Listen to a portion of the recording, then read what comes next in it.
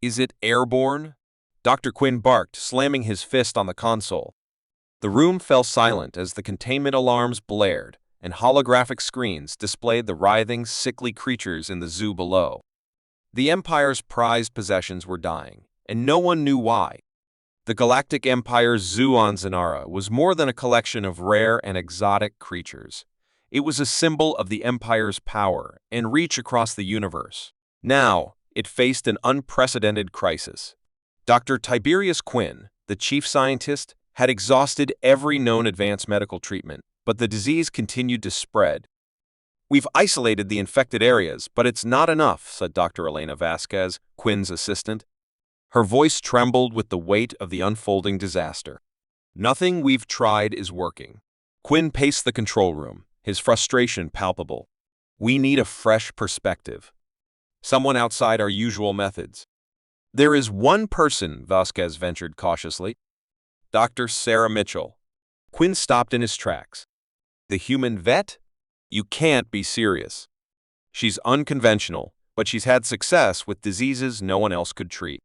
We have nothing to lose." The desperate situation forced Quinn to relent. "Get her here, immediately." Hours later, a sleek spacecraft landed at the zoo's docking bay. Dr. Sarah Mitchell stepped out, her vibrant red hair tied back in a practical ponytail. She wore a mix of sturdy boots and casual clothes, a stark contrast to the sterile environment of the zoo's high-tech facilities. Her eyes, sharp and observant, took in the scene quickly. "Dr. Mitchell, I presume?" Quinn's tone was a mix of skepticism and urgency. "Just call me Sarah," she replied, extending her hand. Quinn hesitated, then shook it briskly.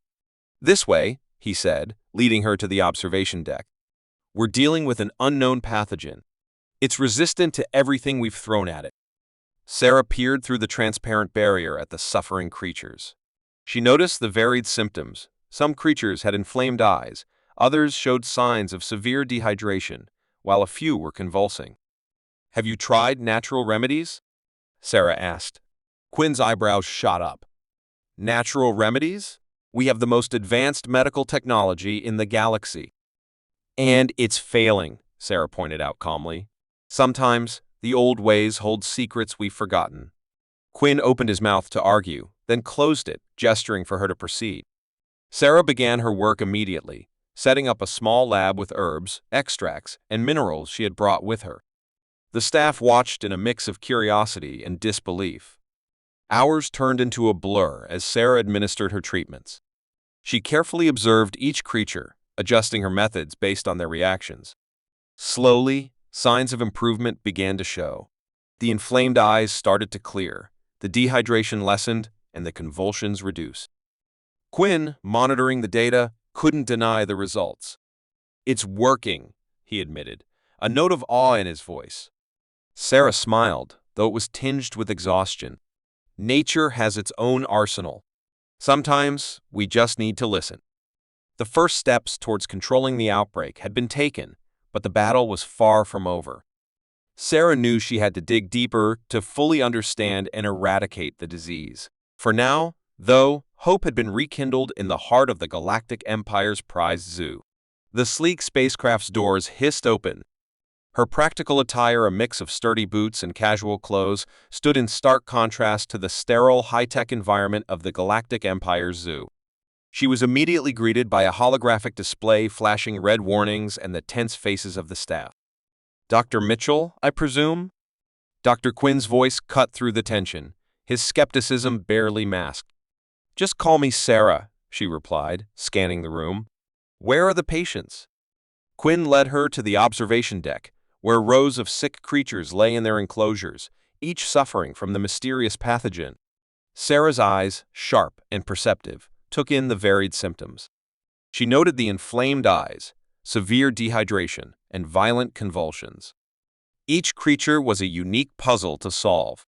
"What have you tried so far?" she asked, her tone professional but curious. "Everything in our arsenal," Quinn replied, frustration evident. "Nothing works." Sarah nodded thoughtfully. "Sometimes, the solution isn't in what we have, but in what we've overlooked." Ignoring the raised eyebrows and murmurs of the staff, Sarah set up her small makeshift lab in a corner. Her collection of herbs, extracts, and minerals seemed out of place amidst the advanced equipment. She began mixing remedies, her hands moving with practiced precision. As she worked, Sarah engaged in quiet conversation with the creatures, her voice calm and soothing. The staff watched, fascinated by her unconventional methods. She applied her first treatment to a small, brightly colored reptile, its scales dulled by sickness. "This is absurd," muttered Dr. Klein, one of Quinn's assistants. "We're relying on ancient folklore now?" "Shh," Quinn hushed him, his eyes fixed on the reptile. "Let's see what happens." Minutes ticked by as Sarah monitored the creature closely. Slowly, its scales began to regain their vibrant color, and its breathing steadied. The staff exchanged glances, their skepticism wavering. "Interesting," Quinn said, leaning in. "What exactly did you use?" "A mixture of herbal extracts and minerals designed to boost the immune system," Sarah explained. "Each creature will need a tailored approach based on its physiology." Quinn's analytical mind raced. "We can help with that. Our database has detailed physiological data on every species here." "Perfect," Sarah replied, her smile one of collaboration. "We'll need to work quickly. The disease spreads fast." With Quinn's reluctant approval, the team began integrating Sarah's natural remedies with their technological resources. Sarah's intuitive understanding of animal behavior complemented the Empire's data, creating a powerful synergy. The zoo became a hive of activity, hope rekindled in the hearts of the staff. Hours turned into days as Sarah and the team worked tirelessly. Each success built on the last, but the disease was relentless. One night, as Sarah administered a treatment to a particularly resistant creature, she paused, her intuition sparking a new idea. What if the pathogen isn't just biological? She mused aloud. What if it's also psychological, affecting their will to live? Quinn, intrigued, considered her theory. "We've seen stranger things in the universe. How do we address it?" "By restoring their hope," Sarah said. "I need access to their native environments. We have to make them feel at home." Quinn nodded, impressed by her insight. "I'll make it happen." As they implemented Sarah's holistic approach, combining environmental adjustments with tailored remedies, the creatures began to show remarkable improvement. The staff's respect for Sarah grew, their initial skepticism replaced by admiration. Dr. Sarah Mitchell's methods, though effective, did not come without their challenges. As she moved from enclosure to enclosure, the initial improvement in the creature's health was met with skepticism and resistance from the zoo's staff. Whispers of doubt circulated, and Dr. Tiberius Quinn found himself constantly defending the unconventional vet. "This is absurd," Dr. Klein muttered for the third time that day. "We're supposed to be the pinnacle of medical advancement, not some medieval apothecary." Quinn, though sharing some of the doubts, silenced Klein. "Focus on results, not methods. We've seen progress where there was none." Meanwhile, Sarah meticulously adjusted her treatments, combining her natural remedies with the zoo's technological resources. She observed each creature's response, making notes and tweaking formulas. Her dedication was unwavering, but the resistance from the staff was palpable. One afternoon, as Sarah was preparing a new batch of remedies, Dr. Quinn approached her. "How are they responding today?" "Better," Sarah replied, her voice calm and steady. "The smaller reptiles are showing significant improvement. The larger mammals, however, are taking longer. Their immune systems are more complex." Quinn nodded, glancing at the skeptical faces around them. "The staff is concerned about your methods. They need to understand why this is working." Sarah looked up from her work, meeting his eyes. "They don't need to understand. They need to see the results." Sometimes, belief follows proof. As if on cue, a young zookeeper ran up to them, excitement evident on her face. "Dr. Mitchell, Dr. Quinn, the ornithors are responding to the treatment." Quinn and Sarah hurried to the ornithor's enclosure, where the once lethargic creatures now moved with a renewed vigor. Their scales, dull and lifeless just days ago, shimmered with health. The staff gathered, watching in awe. "This is remarkable," Quinn admitted. "What did you do differently?" "I added a compound from their native habitat," Sarah explained. It seems to have triggered a positive immune response. Dr. Klein, observing from the sidelines, could no longer hold back. "You're playing with fire, Mitchell. One mistake, and we could lose them all." Sarah faced him, her expression composed but firm. "Every treatment carries risks, but doing nothing is a greater risk. These creatures deserve a chance." Klein's glare softened slightly, but the skepticism remained. "I hope you know what you're doing." Sarah turned back to Quinn. "We need to continue this approach. Each species will require a specific combination of remedies.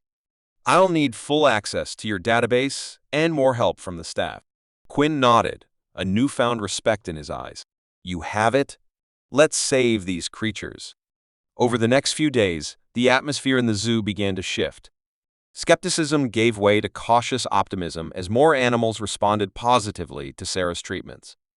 The staff, initially resistant, started to see the merit in her methods. Dr. Klein, though still wary, offered his assistance, providing valuable insights from his years of experience. Sarah's presence became a beacon of hope. Her intuitive understanding of the animals and her relentless dedication inspired those around her. Slowly but surely, the zoo's creatures began to recover, their health improving with each passing day. Days blurred into nights as Sarah and the zoo staff worked tirelessly to treat the infected creatures. The progress was undeniable, yet the disease proved stubborn, clinging to some species with tenacity. The larger mammals, in particular, showed slow recovery, and their condition weighed heavily on everyone. One afternoon, as Sarah administered a tailored remedy to a massive Tralaxian bull, she noticed something unusual. The bull's symptoms were fluctuating wildly, a pattern she hadn't observed before. She called Dr. Quinn over, her brow furrowed in concentration. "Look at this," she said, pointing to the readings on her scanner. "Its vitals are all over the place. It's almost as if something is triggering these fluctuations." Quinn examined the data, his analytical mind racing. What could cause such erratic behavior? Sarah's eyes narrowed as she considered the possibilities. It could be environmental stress or perhaps a secondary infection we haven't identified yet. We need to isolate all potential variables. They moved the Tralaxian bull to a specially controlled habitat, adjusting the temperature, humidity, and lighting to mimic its natural environment as closely as possible. Sarah added a new blend of natural extracts designed to soothe and stabilize its condition. While waiting for results, Sarah and Quinn discussed the broader implications of their work. "If we can figure out what's affecting the Tralaxian bull, it might provide insights for treating the other large mammals," Quinn suggested. Sarah nodded. "Agreed." Hours passed, and the Tralaxian bull's condition stabilized, its vital signs returning to normal. Sarah and Quinn shared a rare moment of relief, but it was short-lived. A frantic call came through from the reptile wing. "We've got a problem," shouted Dr. Klein, his voice urgent. "The velocitors are deteriorating rapidly. Their scales are sloughing off, and they're not responding to the treatments." Sarah and Quinn rushed to the reptile wing, where they found the velocitors in a dire state. The sight of the once vibrant creatures now weak and lifeless filled them with dread. Sarah quickly began examining them, searching for any signs they might have missed. "What did we overlook?" Quinn asked, his frustration mounting. Sarah focused on the velocitor scales, gently lifting one to reveal an inflamed area beneath. "This looks like a secondary infection. We need to treat this separately." She formulated a new treatment on the spot, combining antiseptic properties with immune boosters. The team worked swiftly to administer it, and within hours, the velocitors began to show signs of improvement. Dr. Klein, who had been watching silently, approached Sarah. "I misjudged you," he admitted. "Your methods. They're unorthodox, but they're working." Sarah gave him a tired smile. "We're all here for the same reason. These creatures deserve the best we can give them." The collaborative spirit deepened as they continued to battle the outbreak. Sarah's holistic approach, combined with the Empire's technology, created a powerful synergy that began turning the tide. Each breakthrough, though hard-won, brought them closer to eradicating the disease. In the following days, the recovery rates soared. The creatures regained their strength, and the zoo echoed with renewed life. The staff's respect for Sarah grew, her methods no longer questioned but embraced.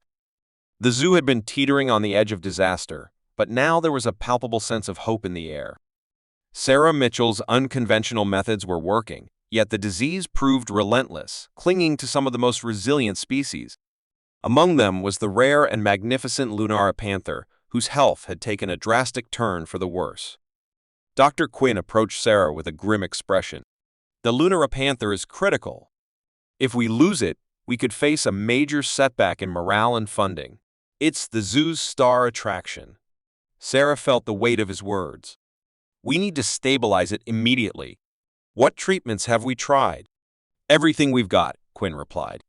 Nothing's working. Its immune system is collapsing. Sarah hurried to the enclosure, where the majestic creature lay listless, its luminous fur dulled. She knelt beside it, gently examining its symptoms. The panther's breathing was shallow, its eyes glazed over. We're running out of time, Sarah muttered. She turned to Quinn. I have an idea, but it's risky.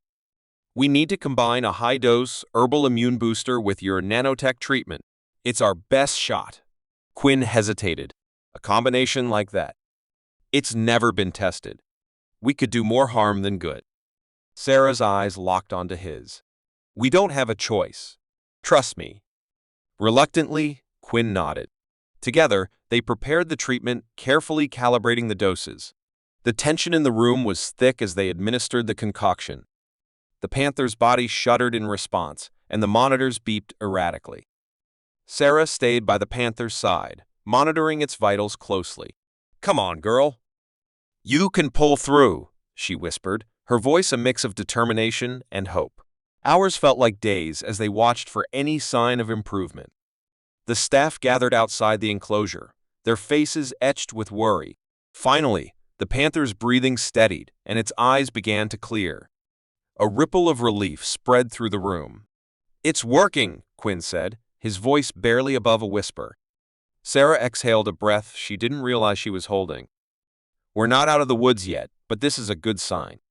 The recovery of the Lunara panther marked a turning point. Encouraged by this success, Sarah and Quinn implemented the combined treatment on other critical cases. The results were astonishing. Creatures that had been on the brink of death showed remarkable recovery. Dr. Klein, who'd been one of Sarah's biggest skeptics, approached her with a newfound respect. I have to admit, your methods are extraordinary. You've saved them. Sarah smiled, her exhaustion evident. It's not just me. It's all of us, working together. In the days that followed, the zoo transformed. The creatures regained their strength, their habitats filled with life once more. The staff, inspired by Sarah's resilience and innovation, worked with renewed vigor. One evening, as Sarah and Quinn reviewed the data, he turned to her. You've changed everything, Sarah. The way we see medicine, the way we approach problems. Thank you. Sarah looked out at the zoo, now a beacon of recovery and hope. We did it together, Tiberius. And the real thanks go to the creatures. They fought just as hard as we did. The crisis had forged a bond between the staff and the animals, a testament to the power of collaboration and the indomitable spirit of life. Sarah's unconventional approach had not only saved the zoo's inhabitants, but it also sparked a revolution in the way they viewed medicine and care. The zoo buzzed with activity, but this time, the energy was celebratory. The creatures that had once teetered on the brink of extinction now thrived, their enclosures alive with vibrant colors and sounds. Dr. Sarah Mitchell stood at the observation deck, looking down at the rejuvenated zoo with a deep sense of accomplishment and relief. Dr. Tiberius Quinn joined her, a rare smile on his usually stern face. You've done it, Sarah. The creatures are thriving again. The board has decided to document your methods and integrate them into our protocols. Sarah turned to him, a glimmer of satisfaction in her eyes. I couldn't have done it without the team's support and your willingness to embrace unconventional methods. Quinn nodded. It was a lesson in humility. Advanced technology has its limits, and your natural remedies have shown us a new path. As they spoke, Dr. Klein approached, his demeanor more respectful than ever. Dr. Mitchell, I owe you an apology. Your work here has been nothing short of miraculous. You've taught us all to think outside the box. Sarah smiled warmly. Thank you, Dr. Klein. It's been a learning experience for all of us. The key was combining our strengths. Quinn gestured towards a large viewing screen that displayed a montage of recovered creatures. The Empire has taken notice. They're planning to fund a new research division dedicated to integrating natural and technological remedies. They've asked if you would lead it. Sarah's eyes widened in surprise. Me? Lead a division? I'm honored, but I've always seen myself as more of a hands-on vet.